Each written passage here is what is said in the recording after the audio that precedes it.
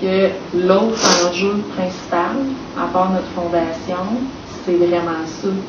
C'est actuellement, il y a quelque chose qui s'est effrité dans la relation avec Milan, de par justement les réactions explosives, le fait que c'était pas nécessairement toujours stable, puis veut pas, lui, il doit regagner confiance en son parent. Confiance que maman ne criera plus après lui, confiance qu'il aura le droit de faire des erreurs, puis que son parent va l'accompagner avec bienveillance, confiance que maman va répondre à tous ses besoins. Comprenez-vous, c'est tout ça, parce que c'était ça. Si j'ai une affaire à résumer là, dans les besoins et dans les compétences à acquérir, c'est vraiment au niveau de restaurer qu'il soit plus sécurisé. Ça fait-tu du sens ça, pour vous ou je vous perds? Oui.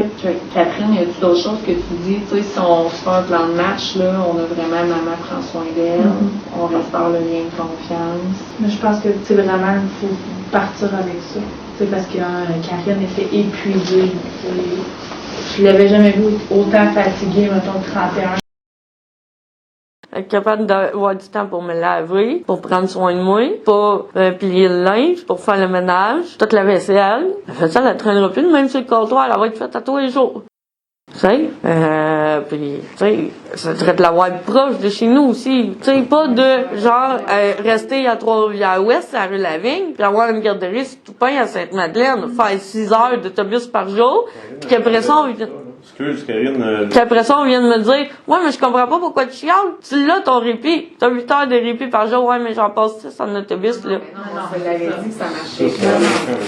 Non, mais ça, on fait ça tantôt. Je me dis, ben là, il n'y a personne qui fait ça dans la vie. Non, mais on y a dit, là. Puis je le faisais. Je le faisais. À tous les jours, il était là-bas.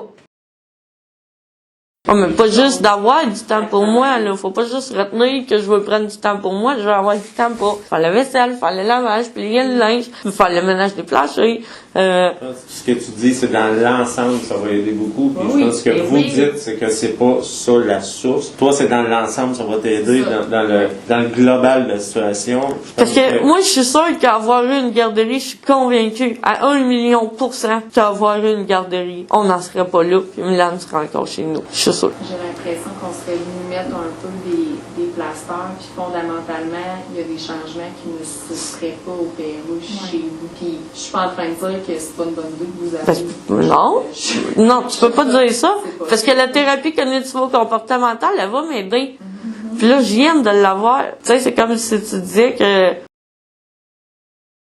tu sais, ou j'aurais du temps pour plein d'affaires, j'aurais du temps. Ici à la garderie, va à ton thérapie de la thérapie cognitivo-comportementale, tu sais. Parce que là, Jeffrey, pas que genre ça lui dérange, mais tu sais, il est obligé de m'accompagner quand même à toutes les fois, tu sais. Puis j'ai beaucoup de rendez-vous parce qu'il m'accompagne, que tu sais, je veux dire, il n'y a pas juste moi là, j'en suis consciente, moi là de ça. Là. Je suis bien d'accord que la garderie aiderait, mais en même temps là. Ça ne réglera pas le problème de base de notre fondation. Ça va, non, mais ça va l'aider, par exemple. Ça va l'aider parce que je vais avoir du temps pour moi. Je vais être capable d'avoir du temps pour moi. Tantôt, vous m'avez nommé comme besoin sécurité. Pour moi, la sécurité d'un enfant ou d'un individu, c'est pas juste physique, hein? C'est pas juste de pas être victime d'abus. La sécurité, c'est aussi au niveau affectif. Que l'enfant grandisse en ayant confiance que l'adulte va répondre à ses besoins puis va prendre soin de lui, va être bienveillant, constant, cohérent. Est-ce que vous le faites, le lien entre moi, mes difficultés personnelles, entraîne un impact au niveau de la sécurité plus affective de Milan? Dans cet enregistrement-ci, Catherine Roy, dans le fond, qui est chez moi pour la rencontre du 21 juillet. Ça, c'est après le placement de Milan. Là, elle me propose que l'intervenante qui était à mon dossier avant, pour le C3S, qui était là pour m'aider à ce que Milan reste chez moi, puis que genre qui était là pour m'aider à m'amener vers les bonnes ressources, pour avoir un répit, pour avoir de l'aide pour le psychologue pour le deuil, puis avoir de l'aide pour mon viol. C'est elle que, fin mars, début avril, je lui ai dit, puis je l'ai dit pas juste à elle, je l'ai dit à l'intervenante de DPJ, je l'ai dit au C3S, puis je l'ai dit à l'équipe d'accompagnement dans la communauté. Je lui ai dit que Régent, il a le cancer. J'ai besoin d'un psychologue pour le deuil. Puis j'en ai besoin rapidement. c'est ça, j'ai besoin qu'on fasse la référence tout de suite parce que il y a une liste d'attente, puis c'est long, puis tu sais, il faudrait faire la référence maintenant pour que ce soit le moins long possible à attendre, tu sais. Puis là, le régent, lui, il est mort le 23 août 2020, OK? J'en ai parlé 2, puis 3, puis 4 fois, OK? Et puis, là, rendu en octobre, elle vient chez moi, et puis là, j'ai dit, qu'est-ce qui arrive avec le psychologue pour le deuil? Et puis elle me dit, quel psychologue, quel deuil? Là, j'ai dit, t'es sérieuse, c'est? Là, en tout cas, fait que là, elle me dit, calme-toi, elle dit, ça fait juste 3 semaines, là. J'étais malade, 3 semaines, je veux tirer de moi. Hey, j'ai dit, ça fait 5 mois, là. 6-7 mois. Ça marche pas, là. Ça fait pas 3 semaines, là. Là, c'est vraiment inacceptable, ça. C'est à partir de là, j'ai commencé d'enregistrer mes rencontres parce qu'avant, je les enregistrais pas. Je jugeais qu'il était pas nécessaire de les enregistrer, mais j'aurais donc dû. OK?